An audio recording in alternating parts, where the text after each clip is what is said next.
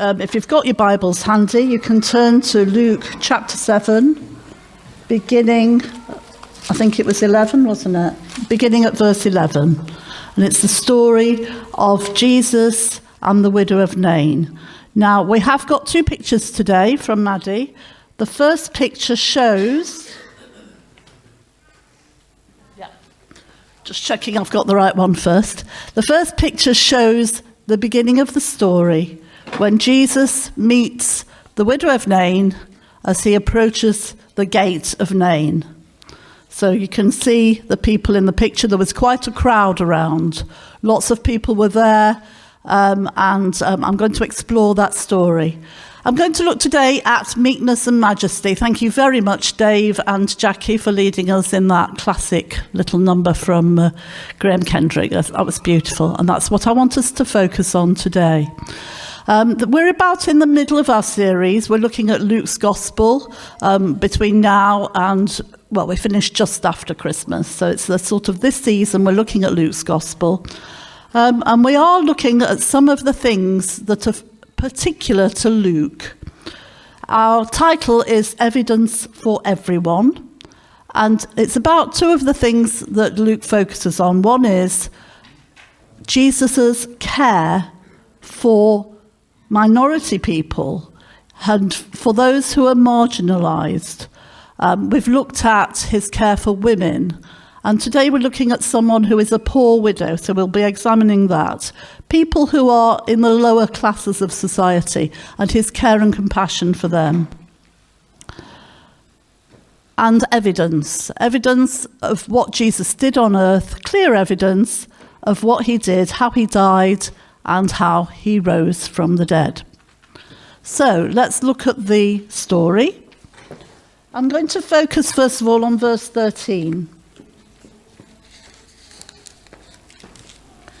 It says, when the Lord saw her, his heart went out to her, and he said, don't cry. When the Lord saw her, his heart went out to her, and he said, don't cry. This shows Jesus was fully human. He shows compassion. He shows care. He shows kindness. He's aware of the plight of this woman. Already she had lost her husband. And with her husband in that society, she lost a lot of other things. She lost an income, lost money, lost her standing in the community, lost her place in society. And now she lost her son. And it says her only son. And he, the son, would be providing for her. And he would be providing her with affection, with a place in society, and with enough money to get by. A widow is a really marginalised person in that society. And Jesus shows compassion for the woman and for the widow. It says, when the Lord saw her, his heart went out to her, and he said, don't cry. Jesus saw her, just like he saw the woman who anointed his feet with the oil. Chapter 7, verse 14. When he says to the Pharisee, do you see this woman? Sometimes in that society, women were not seen, and particularly the older woman, and particularly the widow, were not seen. But Jesus sees her. He sees her, he cares, and he is full of kindness. Jesus has a heart of compassion. Jesus is fully human. Remember, in those times, the dead were unclean. The crowd would be holding Jesus back. No, master, don't go over there, don't go over there. Don't want to be tainted with the uncleanliness of a dead person. But Jesus goes forward and he touches the bier. Everyone's astounded. What did he do? What? He's crazy. What's he doing? But his compassion overrules all conventions. And if we want to follow Jesus, we must do as he does. He sees the woman in distress. He has compassion. Do we really care? Do we talk about Jesus, or do we show kindness to those who are suffering in our community? I've got a book I've been reading. It's a missionary book. I picked it up at the Bible Society conference. What's it called? Word on the Wash? Yeah, not Bible Society. Word on the Wash. Because I liked the idea, because it's MAF, Mission Aviation Fellowship. We support, I think we still support, we have supported Mission Aviation Fellowship in this church. We have had we still do. Yeah, we don't. We used to support Mission Aviation Fellowship in this church, and we did have a spokesperson for Mission Aviation Fellowship that was a member of this church. The job of Mission Aviation Fellowship is to fly small aeroplanes in mainly Africa, but other places, and to take either medical resources or things they need, or even missionaries, to remote villages. That's the job. And the lady who wrote this book, Liz Parker, was the wife of a pilot. It's quite a recent book. It's set in recent times. Her main job was a mother. She had 3 children, and she had to home educate them as well. So she was very busy as a mother, and her husband was away flying people around quite a lot. The bit I'm going to read about is when she is in Nairobi. She's been moved to Nairobi as a temporary measure because she's waiting to be posted to South Sudan. And if you know South Sudan, you'd know that would be a very troubled area. So she's waiting for things to calm down a bit till she can move to Nairobi, till she can move to South Sudan. Her first placing was in Tanzania. I think I'm getting this all right. I'm reading this bit because it's about the compassion of God's people. We need to show compassion by the things we do, not just what we say. I'm going to skip her out a bit because she takes a lot of words to say a short thing. So I'll do some snippets. As my children, no, that's not the right bit. Here we are. So they're in Nairobi. They were in Tanzania, and they're waiting to go to South Sudan. Right, got it. For the children, life couldn't be more different. From a small, mostly Tanzanian school in quieter Dodoma, Esther and Ben were catapulted into big city Braeburn School. Class sizes overawed them, and they felt like faceless students instead of cared-for individuals. To say Esther disliked her new school would be an understatement. Now, the next bit. As my children struggled, so did I. After battling Esther into her classroom and reassuring Ben, I strapped Joel into his car seat and braced myself to fight my way home through the Nairobi traffic. Popping a CD of lively Christian music into the car's music player, I wove through cars. I tried to join in with the upbeat singing, but instead found myself grieving for Dodoma, tears streaming down my face. I was ashamed of how I must have looked to other motorists. But God is kind. My mum once told me that God sees our tears and stores them up, releasing them as blessings at a later time. I was about to see him doing this for me. And then the next 5 or 6 pages are what happens, that she meets a lady she knew in England who was also training to be a missionary, and they form a friendship, and they both have children of similar ages. So instead of feeling isolated, alone, not understanding what God's purpose is, not understanding what's going on, she receives compassion, companionship, and kindness, and it changes her. She feels she's lost God, but God knows everything, and God's got it all in hand. If you want to borrow the book, I've just finished it, so that's available for you if you want. Compassion and kindness.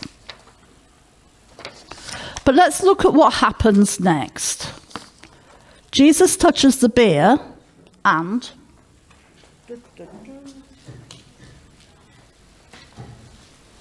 the boy sits up and starts talking. Now, I did wonder, does this happen immediately? Sometimes when you pray for people, you don't get an answer straight away. And I'm just imagining perhaps a few minutes pass, just a little while pass, and everyone's going, what is he doing? He is totally crazy. How can the man get up if he is dead? It doesn't say, and immediately, which is my indication that it might not have happened immediately. And then the miracle happened. The young man sat up and spoke, and Jesus did something really kind. What he could have done was presented the young man to the crowd. There was a big crowd gathered by this time. Look, here is a miracle. He is risen from the dead. Hooray, take him, let's make a big party, let's have a fuss, Jesus did not do that. No, he gave him to his mother. What a gift. Her dead son was now her living son. From despair to joy, from a life of poverty to a respectable life, from the lowest position to a position of respect in society, from grief to gratefulness, from loneliness to a relationship with her son. And I think we all know people who are grieving right now. We know people have lost their loved ones. And I was just tossing up in my head, in the last couple of years, I would say 8 of my female friends have lost their husband, and one of my male friends has lost his wife. All sorts of reasons. But there's a lot of suffering, there's a lot of grief, and our hearts go out to them. I had a conversation with Clive when I was just discussing a few things I was going to raise, and he says sometimes it's hard for the one left behind. We know our loved one, when they're a believer, is going to be with God. We know they are enjoying everlasting life with no pain, no grief, no tears, like we were saying in the puppet play. Whereas for the one left, there's grief and loneliness, and there's all the things you have to do on your own. You have to do your own driving. For me, that would be one. Your own DIY, perhaps your own cooking, meeting people on your own, doing all the bills and all the insurance and all the paperwork. So many things you lose when you lose your husband or your wife. But I think we need to remember that death is part of life. Society doesn't like to talk about death much. It's a taboo subject. I think our society is afraid of death. And we have this common, different things are said, especially on Facebook or wherever you get your snippets. When people say, oh, well, they're an angel now.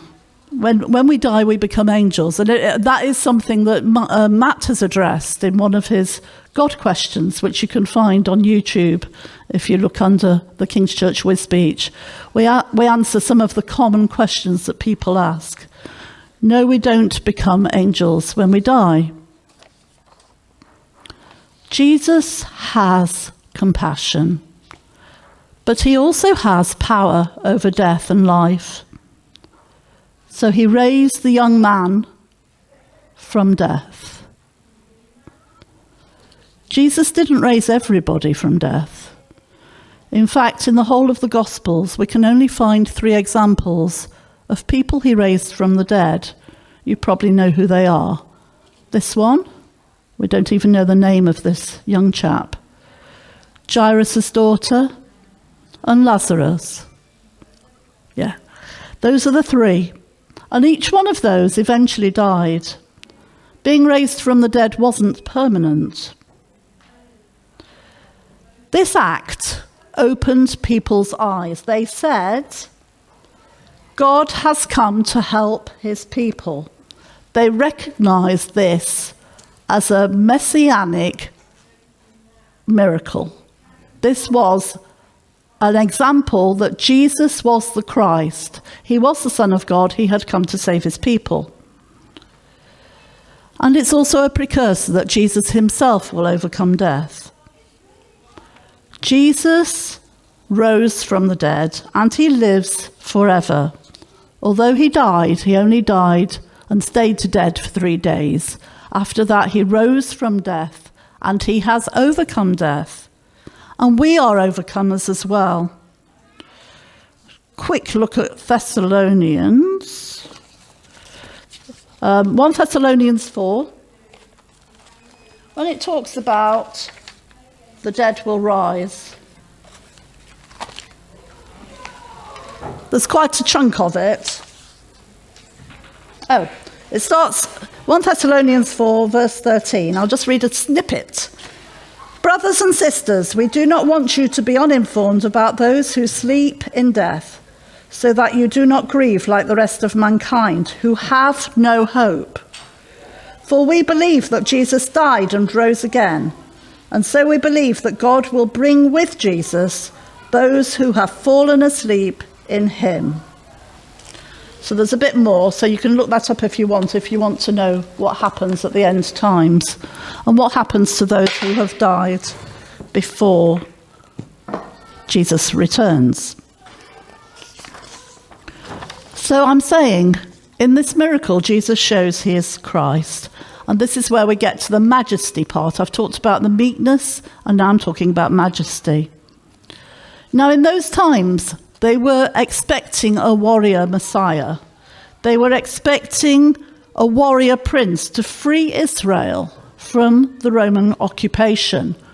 Mostly, they didn't recognize Jesus as the Messiah. Just briefly mention, Nick and I went to the cinema 2 weeks ago to see that film Dune. Put your hand up if you've read the book.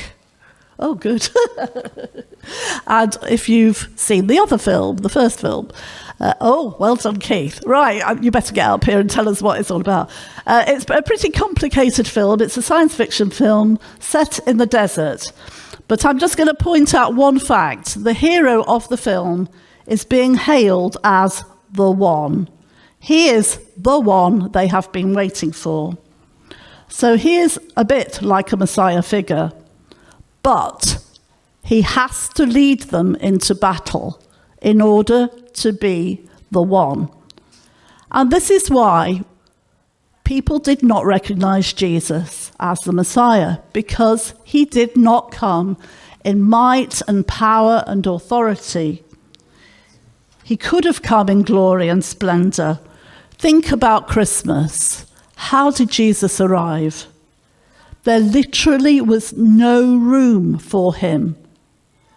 And he stepped down from the highest place to take the most humble of beginnings. Let's think about it. Humility is really not in fashion.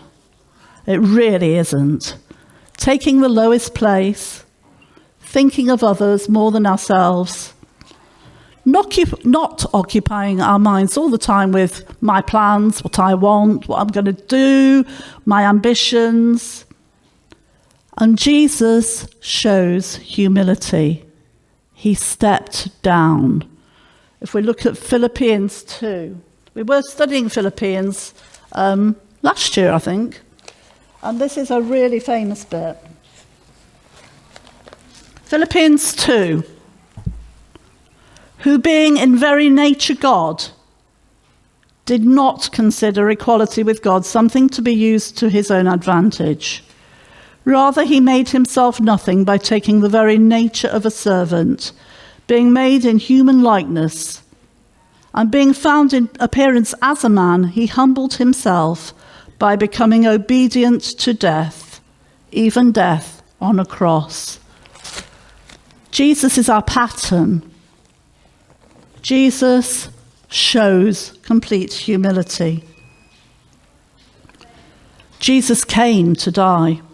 Okay, he did loads of other things. He did miracles, he did teaching, he did all sorts. He taught to his disciples, he made leaders out of the disciples. But his mission was to die. And he died as a common criminal. He died in public humiliation.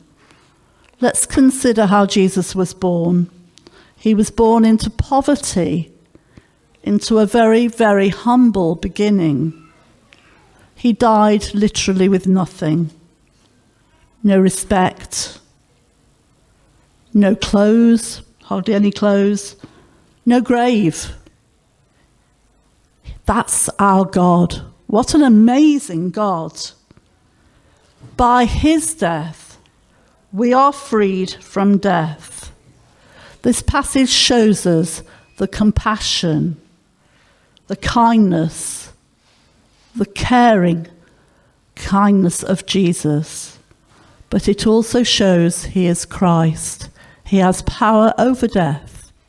It's all there, meekness and majesty.